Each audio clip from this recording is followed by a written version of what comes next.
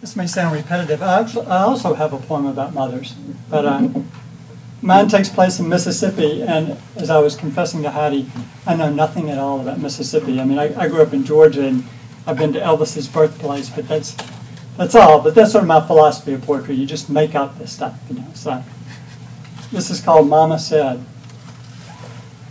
This isn't my life. This is someone else's life. I feel so trashy.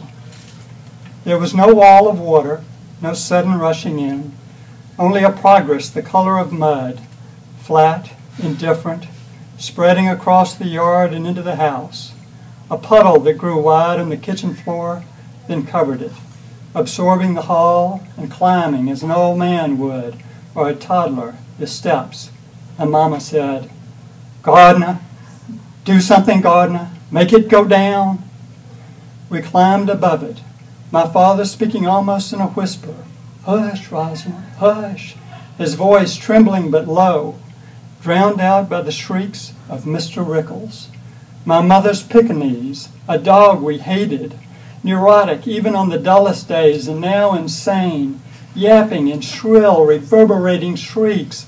And Mama said, "My God, gardener, the violin, we left Phoebe's violin. You have to go get it, gardener. It's a rental." And all the while the dog, the yipping, frantic dog. I stood at my mother's bedroom window, looked out on a planet I had never seen. Small trees submerged, a lake lapping at rooftops, cars abandoned to the flood. And Mama said, "I never wanted to live here. My people are all hill people." Then my father was beside me, raising the window, the dog struggling in his hands, squeaking and gnashing at him with its little white teeth. And Mama said, "Gardener, gardener, my God, gardener, what are you doing, gardener?" My father holding her back with his left arm and flinging the dog out with his right. It turned in the air, once, as if between trapezes, then splashed in the lake of our yard. We stood there, me, my parents, and Phoebe, dumb as bedroom bureaus, Phoebe's white socks wet and pink with the dye from her little ballet shoes. We watched Mr. Rickles swim away. It began to rain again. She likes her luckies. She takes a long drag, her eyes puckered shut, the string purse of her lips cinched tight, cheeks brown and dry as a paper bag, hacks and hawks her coffee-colored phlegm, regards it on the ground. "I like to smoke," she says. Me, I like to lie in bed with a cigarette, read the catalogs. I like the way it feels in my lungs, how a fresh pack smells, and the way smoke moves along the ceiling like a leaving tide. I like the way it fills out the screen in old movies, floating beside Ingrid Bergman's hair like some idea she's having, but is afraid to say. I like the way ash grows long, nothing holding it together but what was just there. I like a silver lighter in a lady's hand, how the cowboy's nail can scratch a match. When my husband Robert was alive, we had a smoke vocabulary. Blowing it out your nose in short bursts to show you were amused. A way of looking up, opening your mouth, letting the cloud rise from it, the thought of what's been said. A long stream blown out hard to say, you have had just about enough. Tilting the head back, taking it down deep in the lungs and sinuses, prelude to sex. Victoria's Secret, J. Jill, it hardly matters as long as there's a cigarette. You see those models, those thin legs, those skinny arms, they smoke. The president smokes, of course he does. After they've all left, the Secretary of State, the Secretary of Defense, the Assistant Chief of Staff, alone in the Oval Office. Dark now, dark at last and finally quiet. the orange coal of his cigarette. I've never had a bad one. Not one I wish I hadn't smoked. More likely, I put one out and think, I wish I had another. I'm no more addicted than a word to its meaning. Saying you're addicted makes it sound like you don't want one, but I do. I want everyone I can get. This next poem is also has sort of an autobiographical element. There was this friend of our family that really enjoyed the 70s way too much and sort of ended up completely burnt out and working at a McDonald's. And this poem was inspired when a friend of mine asked him if he knew how to make a Big Mac. Making one. A Big Mac is hard. It has a top bun, the number 1 bin, a bottom bun, the number 2 bin, but also, and this is the hard part because of the layers, a middle bun, the number 3 bin. If you unfreeze too many middle buns, you have too many, and you're supposed to throw them out. If I have to choose when the manager is busy and he says, you choose, I choose too many. People don't like to wait for their buns to unfreeze. Most everything else is the same. 2 patties, no cheese, 1 sliced tomato, 2 pickles, lettuce not too wet, secret sauce. The secret sauce comes in plastic jugs, so even though I work there, I don't know the secret.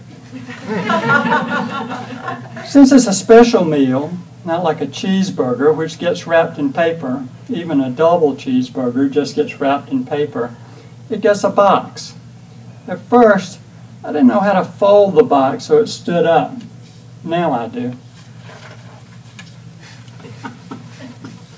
And then finally I wanted to read 2 poems about race. If you're a Southern poet, you've got to write about race. And if you have my complexion, you're always in danger of being politically incorrect when you write a poem about race. But we'll try to and see how we do. This first one is in the Glossary of Rights. You know what he says to me? He says, can my daughter use your facilities? Can you believe that? His daughter, my facilities. Like she is Eleanor Roosevelt and my gas station is the Taj Mahal. So I say, being polite, because I believe you try to be polite no matter who it is, no, I'm sorry. It's whites only. But he just stands there, and I can see he too is trying to be polite, and I respect that in a person, no matter how dark the tan.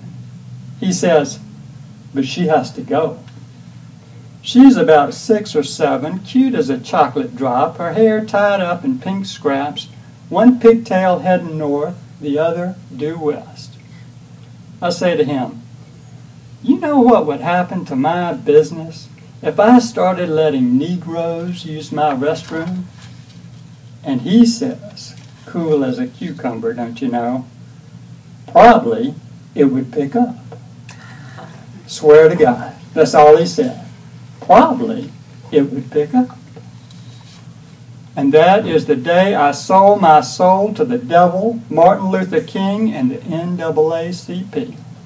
That dirty little toilet in back of my gas station became the first integrated facility in Crisp County, Georgia. And you know what? Business did pick up.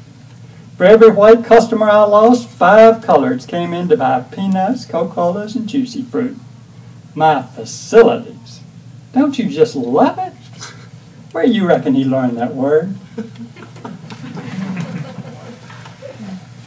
And then this last one, Oakbrook Estates, is the one that Tim published. Thank you, Tim. I appreciate that. When the mayor, who is black, our second, reviewed the subdivision plans, he asked about lighting, curbing, and lot size, about square footage and average price, before he asked, as if in passing, what about the old oak? Will it have to go? And I, older than the mayor, old enough to remember its name, knew which oak, and said, possibly not, we could keep it for green space. And the mayor, walking me to his door, said it would be good to have green space. This pleasant, chocolate-skinned man, never acknowledging the oak's name, though from his question, from the carefully casual way he asked, I think he knew it.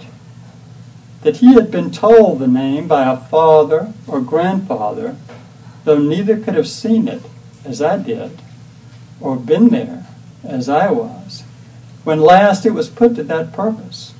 And I, the lesson's last witness, then a boy of 7 or 8, watched how the feet turned, twisting first left, then right, then left again in car light, the head obscured, dark above the beam, though I strained to see it, wanting to see how the neck looked, how the rope looked, the dead face, trusting as a boy of 7 or 8 will trust that it was just, that my elders had taught a necessary lesson, but wondering if it might have been more just to have selected someone older, since this one seemed, in my eyes, in a boy's eyes, watching the body twist in the lesson tree in the stark light of Buford Neal's station wagon, too small, too young, almost still a child.